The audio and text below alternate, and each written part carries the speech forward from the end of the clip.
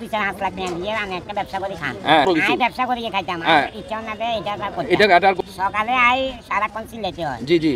আসসালামু আলাইকুম সবাইকে। আজকে একটা নতুন ভিডিও নিয়ে আপনাদের সামনে হাজির হয়ে গেছি। আজকে যে ভিডিওটা এটা হচ্ছে সম্পূর্ণ আলাদা। আমি সীমান্ত চৌধুরী। আজকে এই ভিডিওতে আপনাকে দেখাবো একটা ইন্টারেস্টিং জিনিস, আমাদের ফেনীর মধ্যে মোটামুটি খুব জনপ্রিয়,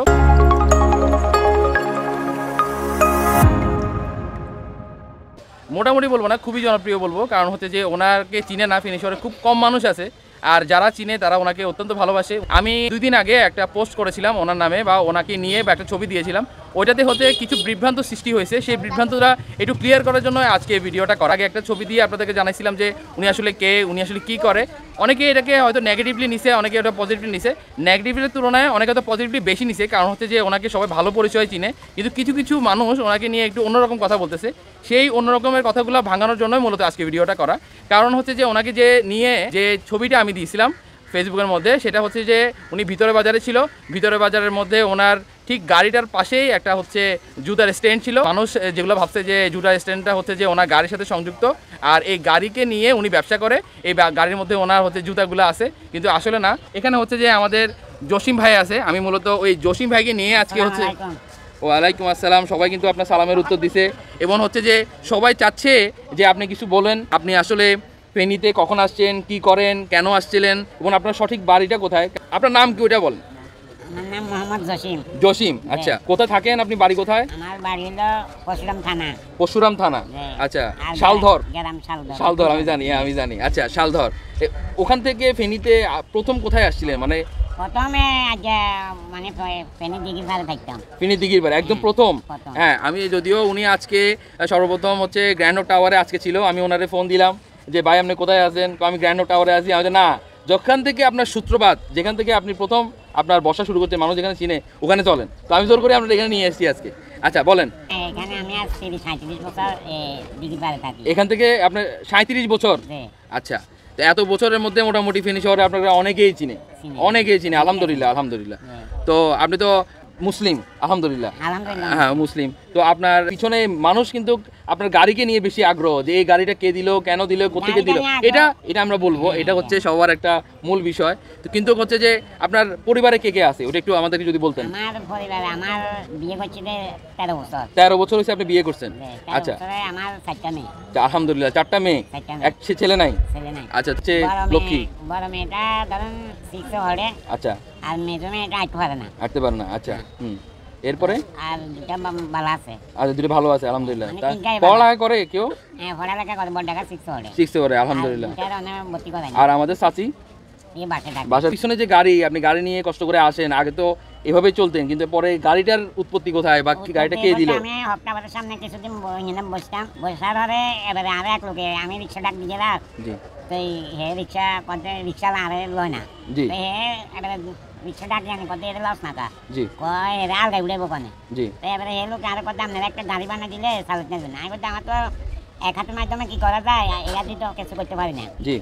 আমি আপনি যেভাবে চালাতে না এইভাবে ব্যবস্থা করে দিই। আচ্ছা, আলহামদুলিল্লাহ। তাহলে গ্যারেজে লই গেছে। আচ্ছা। লইটা গ্যারেজওয়ালা দেখাইছে, গ্যারেজওয়ালা কইছে কি খতম করতে পারতো না। জি। এবারে কতে 1 বছরের সময় দিতে হইব। আচ্ছা। এ কইছে কি যত টাকা যায় এত টাকা হলো আমি দিতে রাজি আছি, আমরা খালি সিস্টেম করে দেন। আচ্ছা। তো হে এবারে বাড়ি হলো কুমিল্লা। আচ্ছা।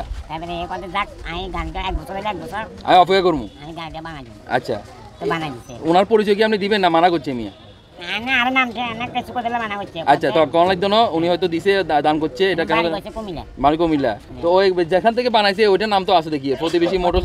হ্যাঁ, প্রতিবেশী মোটর, ওইটা আমি দেখছি। তো আমি এখন মানে কি করি, কেন আপনি কি সব মানে প্রথম থেকে এই অবস্থায় আছেন? এটা জন্মতো নেই। আচ্ছা, জন্মতো। হ্যাঁ, ধরেন বাপে আনতো। আচ্ছা, আপনার বাবা কি করতো? আমার বাবা আমার এখানে আইতো, টুকটাক ব্যবসা করতো। আচ্ছা, উনি দিঘির পাড়ে ব্যবসা করতো? আচ্ছা। আর আমি এখানে বসে থাকতেন। আমার ভাই বোন 7 জন, আমি বহুত কষ্ট করে ইয়া করছিলাম না। আচ্ছা। ভাই দুগারে বিদেশ ছাড়াইছি। জি জি, বলেন আপনার কষ্টের কথা শোনার জন্য আমি ভিডিও করতেছি। বিদেশ ছাড়াইছি। জি। জন্ম তো আমি বিয়া করছি। জি। এবারে আর গতম বাইর করে দিছে। আচ্ছা। আমি বড় টাকা হইছে আর। জি। কদে তারে খাবার বকনে। হ্যাঁ, পালবো কোনে। হ্যাঁ, এবারে মা বাবা বাইর করে দিছে, বাইরে এবারে ইয়া করে না। জি। তো এবারে বাইরে আর বাইরে আইছি 13 বছর। আচ্ছা। বাইরে গদ্দের ব্যাগ বিলিং করে। আপনার বাপে তো এখানে ব্যবসা করতো? হ্যাঁ। এই সময় কালে টুকটাক ব্যবসা ইয়া করতে পারে। আচ্ছা আচ্ছা, ওই রতে হাতে বাঁচতে পারি, দিনের দিনে খেতে। তো অঙ্গা এখন আপনি মানুষের কাছে কি চান যে এই আমি জিনিসটা চাইতে ওই একটা জিনিস ধারণা, আমি একটা ছবি দিছিলাম, সবাই মনে করছে আপনি জুতা বেচেন। হ্যাঁ হ্যাঁ অনেকে আরে হ্যাঁ, কয় যে আপনি জুতা বেচেন, জুতা কই? জুতা এটা কই? এটা যে আসলে মিথ্যা না হাসা, এটা মানুষের কন যে এখানে তাকায় কন। এটা আমি যদি এটা একটা ব্যবসা করতে চাইতাম আমি তো করতাম যে আমি তো সাইজের আমি বিকাল শাড়ি দিই। হ্যাঁ আলহামদুলিল্লাহ আলহামদুলিল্লাহ। কেউ যদি সহযোগিতা করতো, যদি করতো 2-4 লাখ টাকা দিয়ে আমি একটা ব্যবসা করে খান, হ্যাঁ 2,000 টাকা বহুত বড় কিছু। আমি ব্যবসা করে খাইতাম। হ্যাঁ। ইচ্ছা না দেয় এটা করতাম। এটা আর করতেন। সকালে আই সারাক্ষণ চিল্লাতে হয়, জি। আবার রাত্রে যাই কতক্ষণ বিশ্রাম নিয়ে আবার সকালে আইতে হয়। আচ্ছা। শরীরে কোনো শান্তি নাই। অবশ্যই, হ্যাঁ। আর বয়স হয়ে গেছে কিন্তু 40 বছর, হ্যাঁ। আর 35 বছরে তো এই কাম ইয়া করি। এই তো এখন আপনাদের যে উনি দিছে, ওনাকে তো ধন্যবাদ জানাতে হইব। উনিকে আমি ধন্যবাদ মানে উনি এটা ঋণী করে দিছে আপনাদের। উনি এটা তো আমি তো মনে করি যে আমার 2টা পা এখন ভালো আছে। সচল উনি এখন আপনি সচল, যেখানে যেখানে এখন আপনি যাইতে পারবেন, কারোর সহযোগিতা লাগে না, খালি ওই উঠতে আর হচ্ছে নামতে একজনের সহযোগিতা। একজন এই সহযোগিতা আমি দেখলাম যে এখানে একজন ভাই আপনাদের নামাই দিতেছে। হ্যাঁ একজন নামাই দিতেছে। আমার কি চান মানুষের বলেন যে আমাকে যদি আমি সহযোগিতা চাই বা জি। মানুষের সহযোগিতা যদি করতে পারে, জি। আমি মেয়ের করে লই সুন্দর মতো জীবন যাপন করতে মানুষ অবশ্যই। পেট বাঁচাতে মানুষ। আমরা ওই যে বিআইপি মানুষ কই, বড় লোক মানুষ কই, ওটা হচ্ছে যে আমরা গাড়িতে চলেন, কয়জনে গাড়িতে চলতে পারে, অনেকে কয় কিন্তু হ্যাঁ অনেকে কয় উনি 3 তালা 4 তালা ঘর করিয়ে না না না না, কিন্তু যারা কাছের মানুষ এরা না জানে। আপনি যদি এটা যদি ইয়া করেন, আপনি আর লগে একটা গাড়ি রিজার্ভ করলে চলে না, বাড়ি তুই যাবেন। চলেন হ্যাঁ। এটা তো মানুষের এখানে তাকে বলেন, হ্যাঁ। কয়টা ইয়া এই আপনি 3 তালা ঘর করে নিয়েছেন, 2 তালা ঘর করে নিয়েছেন। হ্যাঁ হ্যাঁ, এটা সম্পূর্ণ ভুল, বলেন সম্পূর্ণ ভুল। এটা হচ্ছে ভুল কথা। ভুল কথা। বাপের দিনে জায়গাতে বাপের জায়গা দেন, বাড়ি করে দিছে। বাইর করে দিছে। হ্যাঁ তখন বাপের জায়গাতে বাপের জন বাইর করে দিছে, খাসের জায়গায় নিতে রয়েছে। সরকারের ছোট করে একটা ঘর দিছে 1 রুমে। হুম। প্রথম কারণে আছে যে 1 ঘরটা, হুম তখন 6 জন মানুষ লই 1 ঘর থাকতে পারি না। ঠিক আছে। চেয়ারম্যানের কইছে, চেয়ারম্যানের কত একটা দিছি, অন আরেকটা কেন দিই। মানুষ 6 জন আছে। মানুষ চলতে ডেইলি কত টাকা খরচ হয় না আপনার গভীর বাবা? হ্যাঁ অবশ্যই। জি। এনে টাউনে চলতে কত টাকা লাগে? কত টাকা আরো জিনিসপত্র দাম যেভাবে বাড়ে।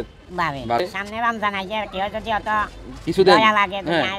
ইয়া করে, তাহলে আমি করতে গল্প দিলে তাহলে আমি এর করে বাইক ছাড়ে দিতে পারি। আলহামদুলিল্লাহ, হ্যাঁ। বাসা বাড়া এখন বাঁচি গেল। অবশ্যই অবশ্যই, সবার কাছে চাওয়া এটাই। হ্যাঁ, সবার কাছে চাওয়া আমার হ্যাঁ। কতটা ঘরের ব্যবস্থা যদি করে দিতে পারে কেউ, হ্যাঁ যদি ভুল ইয়া যদি ঘরের ব্যবস্থা করে দিতে হারে, ঠিক আছে, আর একটা ব্যবসার কিছু জোয়া দিলে হারিয়েলেও আল্লাহ আলহামদুলিল্লাহ, এটা কই দেন। আর যদি ঘরের ব্যবস্থা যদি করে দিতে পারে, যদি কত ব্যবসার ইয়া যদি করে দিতে পারে, আর তাহলে আমি আর দিঘির ভাড়া আসলাম না, আমি মেয়ের করে লই বা গাড়িতে করে করে আমি ব্যবসা করলাম। গাড়ি লই ব্যবসা করলাম। এটা হচ্ছে সবার সালাম একটা দিয়ে দেন। এটা হলো সবার কাছে আর আবেদন। অনুরোধ আমার এই ভিডিওটা সবার কাছে আপনারা শেয়ার করে দেন। হ্যাঁ সরাই দেন। সবার কাছে আমার একটা অনুরোধ। হ্যাঁ এটাই আবেদন, এটাই। আসসালামু আলাইকুম, হ্যাঁ ভালো থাকবেন। ভালো থাকেন। হ্যাঁ ঠিক আছে। উনি চাচ্ছে যে ওনার সম্পর্কে যারা ভুল ভাবতেছে, যারা চায় যে মানে উনি খুব বড় লোক, উনি ব্যবসা করে এলার, ওনার 3 তলা বিল্ডিং আছে, এটা আছে সেটা আছে, এগুলো হচ্ছে ভুল ধারণা।